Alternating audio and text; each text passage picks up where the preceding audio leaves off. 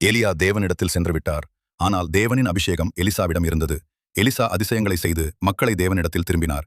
அவர் செய்த அதிசயங்களை இந்த வீடியோவில் பார்ப்போம். எலியாவின் மேலிருந்து கீழே விழுந்த சால்வையை எலிசா எடுத்துக்கொண்டான். எலியாவின் தேவனாகிய கர்த்தர் எங்கே என்று சொல்லி தண்ணீரை அடித்தவுடன் அது இருபக்கமாக பிரிந்தது. இதுவே எலிசா செய்த முதல் அதிசயமாகும். எலியாவை மலைகள் பள்ளத்தாக்குகளில் தேட அனுமதி கொடுங்கள் என்று எலிசாவுடன் இருந்த தீர்க்கதரிசிகள் கேட்டார்கள். ஆனால் எலிசா அவர்களை அனுப்ப வேண்டாம் என்று கூறினார். அவர்கள் 3 நாட்கள் மலைகளிலும் பள்ளத்தாக்குகளிலும் தேடியும் எலியாவை காணவில்லை. திரும்பி வந்தபோது, போக வேண்டாம் என்று நான் சொன்னேனே என்று எலிசா கூறினார்.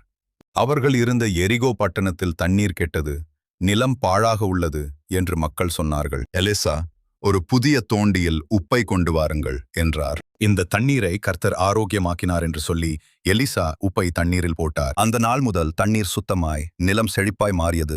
இதுவே எலிசா செய்த 2ஆம் அதிசயம். எலிசா பெற்ற இரட்டிப்பு அபிஷேகம் வீணாகவில்லை.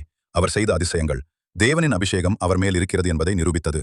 நாம் தேவனை முழுமையாக நம்பினால் அவர் நம்மை உயர்த்தி நம் மூலம் அதிசயங்களைச் செய்வார்.